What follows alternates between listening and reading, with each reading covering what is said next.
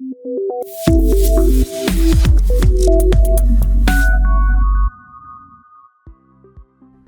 everyone, welcome to Code Chef.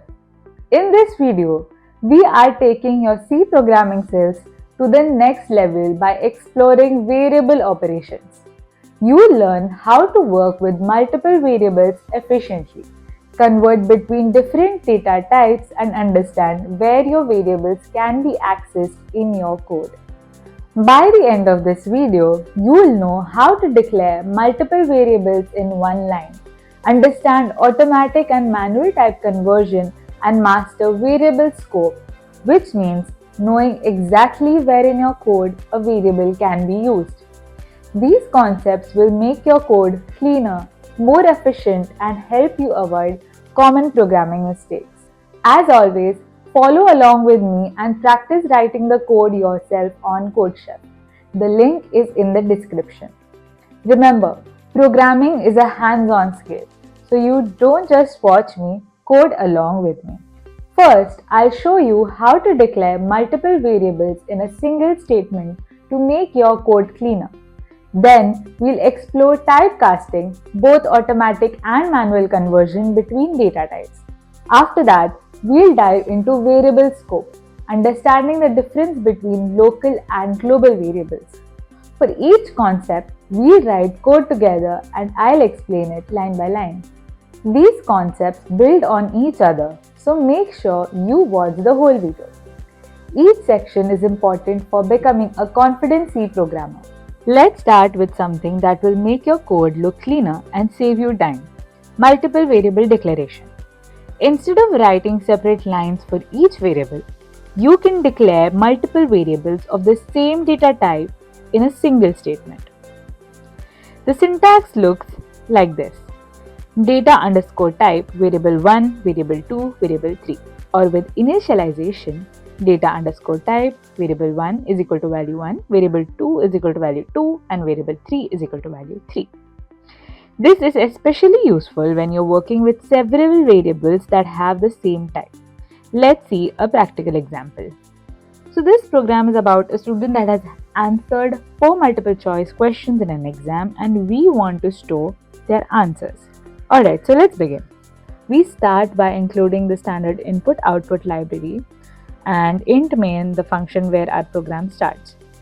This is the comment that explains what we are going to do, and this is the key line. Instead of writing car q1 equal to d, car q2 is equal to a, car q3 is equal to c, and so on, we declare all 4 car variables in one statement separated by commas.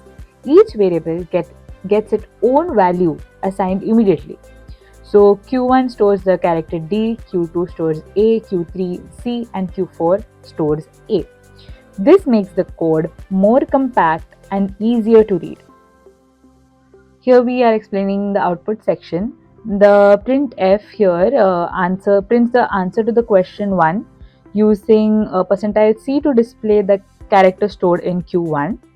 And the next prints question 2's answer, similarly question 3, question 4, and so on. Return 0 is where our program ends and we try running the code. Alright, so question 1 has D as an answer, question 2 has A as an answer, question 3 has C as an answer, and 4 has A as an answer. Here, what you have to remember is that when you have multiple variables of the same time, declaring them together in one line makes your code cleaner and more readable. Now let's talk about something really interesting: type conversion. Sometimes in programming, you need to convert a value from one data type to another. There are 2 ways to do this.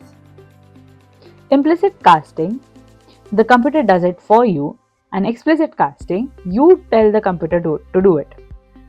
So now let's start with implicit conversion, also called as automatic type conversion. This happens when you assign a value from a smaller data type to a larger data type. C automatically converts it for you to prevent data loss. The conversion order is char to short to int to long to float and finally double. This is called widening conversion because the data type is getting wider. It is able to hold more values. Now let's see an example where we store a character and C automatically converts it to an integer. Let's take an example here. Let's look at the code. Here we've again included the standard input-output library, the int main, that where the function starts, and here we declare char variable called letter and store the character A in it. So behind the scenes, C stores character as number using something called as ASCII codes. The letter A has an ASCII value of 65. This is the ASCII table. I'll just go through so you understand how values are assigned and what ASCII codes look like. So here you can see that A here is assigned to the value 65. Alright, so let's get back to the code. Here's where the magic happens. We are assigning a char value to an int variable. C sees that we are moving from a smaller type, char is 1 byte, to a larger type, int, which is 4 bytes. So it automatically converts the character to its numeric ASCII value. So letter, which stores A, gets converted to 65 and is stored in ASCII value here. So this line talks about the printf. This prints the character %C. This prints the integer value using %D. Let's try running this code. Our output is character A, which is converted to ASCII integer 65. Implicit conversions happen automatically when you go from a smaller type to a larger type. It's safe because there's no longer risk of losing data.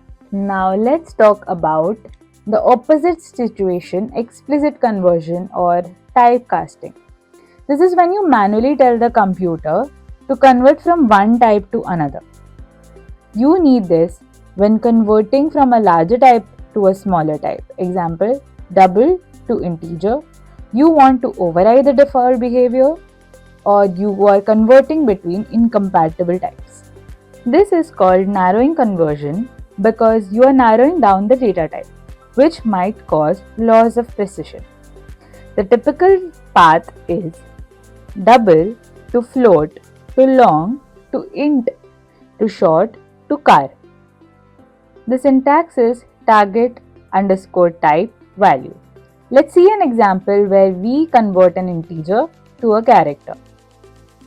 In this program, we will demonstrate how to use explicit typecasting to convert a precise integer value into a char. We'll be using the ASCII table for reference. So let's look at the code. We start by including the standard input-output library, the int main where the program starts, and this is the comment that explains the variable declaration. We declare int variable and store the value 120 in it. Why 120? Because the ASCII code for the character X, we'll see in this conversion in action. Here you can see the ASCII code for character X is 120. So accordingly, we'll be applying it here. This comment explains the conversion. Here, we are assigning an int value of 4 bytes to a char variable 1 byte. This is a narrowing conversion. We are going from a larger type to a smaller type. C will automatically take the integer value 120 and interpret it as a character according to the ASCII table.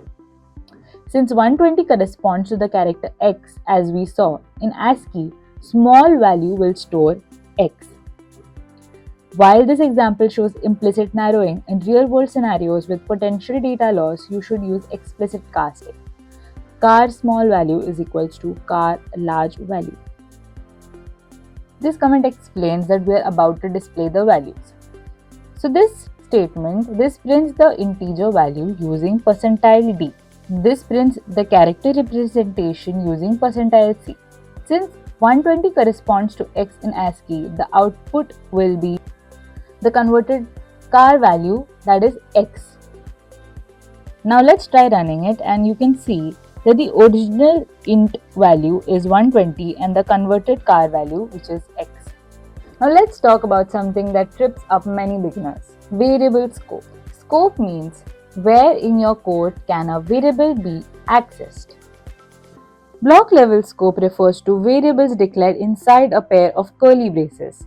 These variables exist only within that block, are created when the block starts, are destroyed when the block ends, cannot be accessed outside the block. We call these local variables because they are local to a specific block. So let's see what happens when you try to use a variable outside its scope. This is a program where we demonstrate how a variable declared inside a block exists only within that block. We simulate checking the room temperature within a specific block of code. Let's look at the code. Here we've included the standard input-output library. Our main function begins here at int main, and now here we start the main block using the curly braces. So inside the block, inside this opening curly brace created a new block inside main. Think of it as creating a mini room within the main room. Anything declared inside the block will only exist within this block. Alright, so this block represents what we declare an int variable called temperature and assign it to 26. This variable is declared inside the inner block, so remember that it only exists within the curly braces of this block. Alright, so the next statement, printf inside block, temperature is %d degrees \n. We are still inside the block, so we can access temperature. This will print successfully. Our next printf, however, is outside the block where the temperature was declared. We are trying to access a variable that no longer exists. Now this line will cause a compilation error because temperature is out of scope. The compiler will say something like error temperature undeclared. Now here return 0. Now let's try running the code and see, as expected we have a compilation error. That happened because we were trying to access a variable that was outside the curly braces, outside the block. So let's try doing something here. We remove this line which is causing the error and we will try running the code again. Alright, so let's try running the code again. So now the output is inside block temperature is 26 degrees. So what we need to remember is variables declared inside a block only exist within that block. Once you exit the block, those variables are gone. This is called block level scope or local scope. Now let's talk about the opposite of local variables, global variables. The global variable is declared outside of all functions, including main. This means it's created when the program starts, it exists throughout the entire program, it can be accessed from anywhere in the file, and it's stored in global memory. Global variables are useful when you need to share data across multiple parts of your program. However, use them carefully. Too many global variables can make your code harder to understand and debug.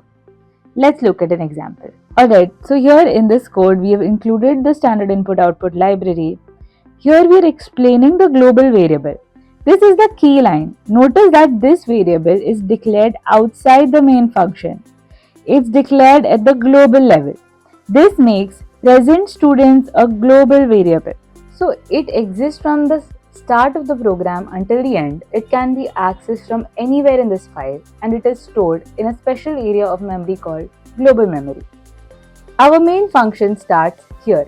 Even though we are now inside main, we can still access the global variable. Printf. We are accessing the global variable present students from inside main. This works perfectly because global variables are accessible everywhere. The present students before update was 450 and now here our modified present students is 480. Here we modify the global variable by assigning it to a new value, that is 480. This represents 30 new students arriving. Our line 12 printf is the updated value. So output will be present students after update, which is 480, as now we can see. What we need to remember here is global variables are declared outside all functions and can be accessed anywhere in your program. They're useful for data that needs to be shared, but use them sparingly to keep your code clean and maintainable. Alright, so let's do a quick recap of what we learned today. Multiple variable declaration declares several variables of the same type in one line for cleaner code. In implicit type conversion, automatic conversion from smaller to larger data types called widening. In explicit type conversion, manual conversions using typecasting often from larger to smaller types, which is called narrowing. Block level scope. Variables declared in the curly braces only exist within that specific block. And global scope, which is the opposite of block level, which is variables declared outside all functions exist throughout the entire program. Understanding scope and type conversion will help you better bug-free code and avoid common mistakes. Now it's your turn. Head over to CodeChef and practice these concepts. Try declaring multiple variables, experimenting with type conversions, and play around with variable scope to really understand where variables can be accessed. I hope you found this video helpful. Keep practicing, and I'll see you in the next video. Happy coding!